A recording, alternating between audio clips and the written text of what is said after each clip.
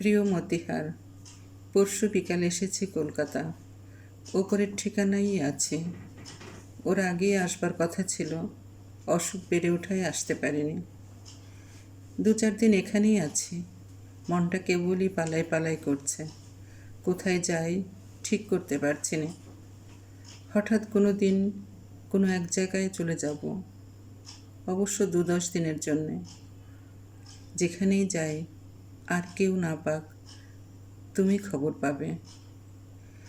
বন্ধু, তুমি আমার চোখের জলের মতিহার, বাদল রাতের বুকের বন্ধু। যেদিন এই নিষ্ঠুর পৃথিবীর আর সবাই আমায় ভুলে যাবে, সেদিন অন্তত তোমার বুক ব্যথিয়ে উঠবে।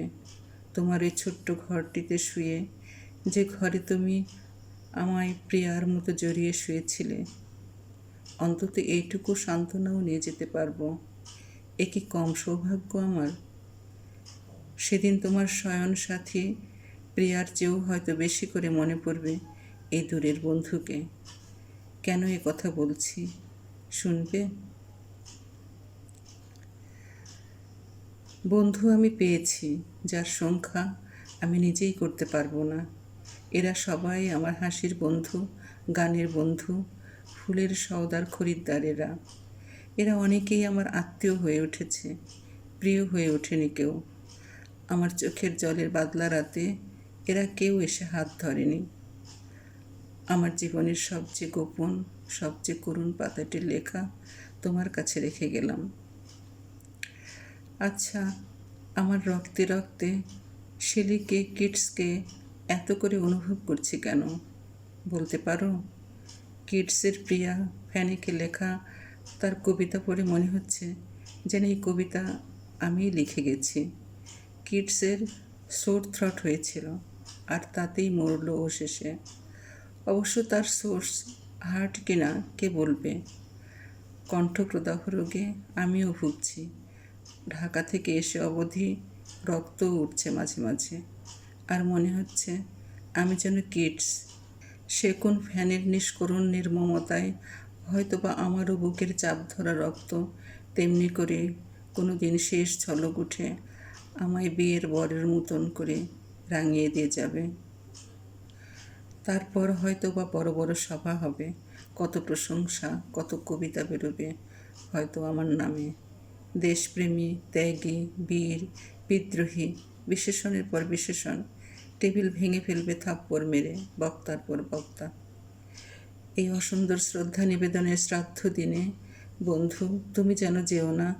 যদি পারো চুপটি করে বসে আমার অলিখিত জীবনের কোনো একটি কথা স্মরণ করো। তোমার ঘরের আঙিনায় বা আশেপাশে যদি একটি ঝরা পায়ে পেশা ফুল পাও, সেইটিকে বুকে চেপে বলো, বন্ধু আমি তোমায় পেয়েছি। আকাশের সবচেয়ে দূরের যে তারাটির দীপ্তি চোখের জলকণার মতো ঝিলমিল করবে, মনে করো সেই তারাটি আমি। আমার নামেই তার নামকরণ করো। কেমন? মৃত্যু এত করে মনে করছি কেন জানো? ওকে আজ আমার সবচেয়ে সুন্দর মনে হচ্ছে বলে।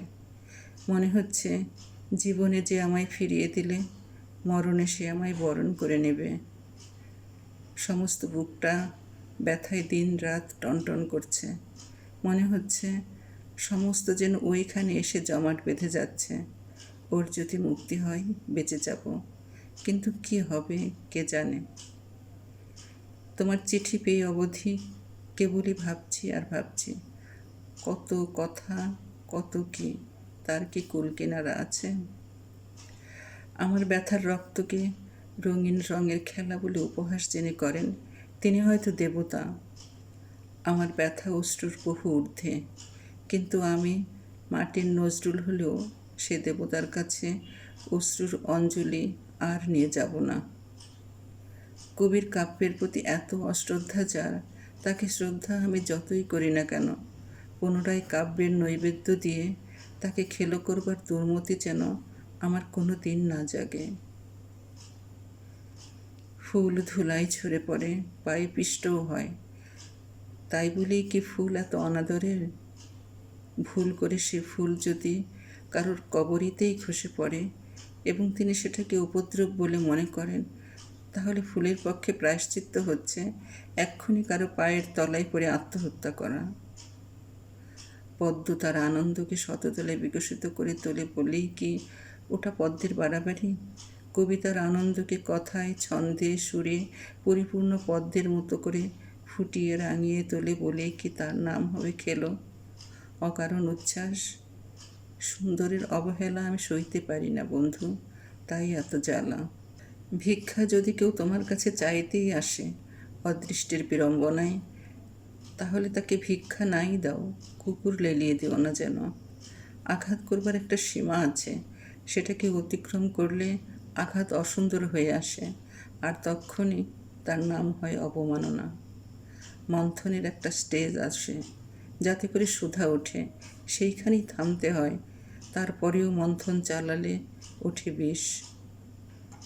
ছেলেবেলা থেকে পথে পথে মানুষ আমি, যে স্নেহে, যে প্রেমে বুক ভরে ওঠে কানায় কানায়, তা কখনো কোথাও পাইনি। এবার চিঠির উত্তর দিতে বড্ড দেরি হয়ে গেল। না জানি কত উদ্বিগ্ন হয়েছ। কী করি বন্ধু, শরীরটা এত বেশি বেয়ারা আর হয়নি কখনো। ওষুধ খেতে প্রবৃত্তি হয় না। আমায় সবচেয়ে অবাক করে নিশীথ রাতের তারা। তুমি হয়তো অবাক হবে, আমি আকাশের প্রায় সব তারাগুলিকে চিনি। তাদের সত্যিকারের নাম জানি না, কিন্তু ওদের প্রত্যেকের নামকরণ করেছি আমার ইচ্ছে মতো। সেই কত রকম মিষ্টি মিষ্টি নাম, শুনলে তুমি হাসবে। কোন তারা কোন ঋতুতে কোন দিকে উদয় হয় সব বলে দিতে পারি।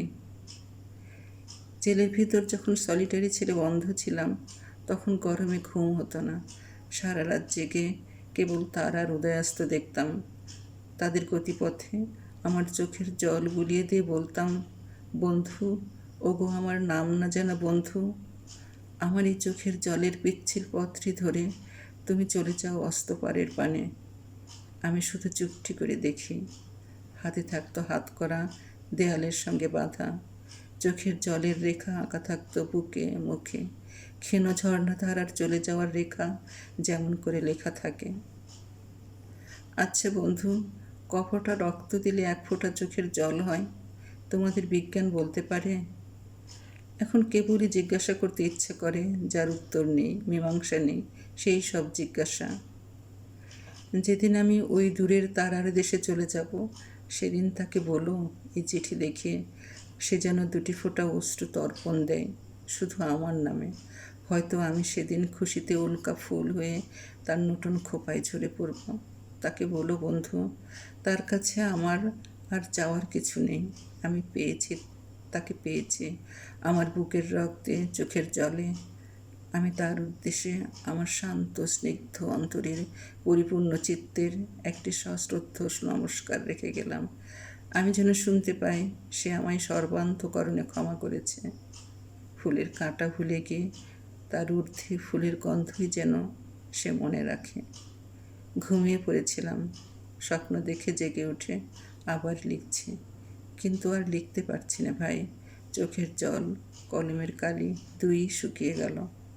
তোমরা কেমন আছো জানিও, তার কিছু খবর দাও না কেন? না সেটুকুও নিষেধ করেছে? ঠিক সময় মতো সে ওষুধ খায় তো? কেবলই কিডসকে স্বপ্ন দেখছি, তার পাশে দাঁড়িয়ে ফেমি ব্রাউন পাথরের মতো।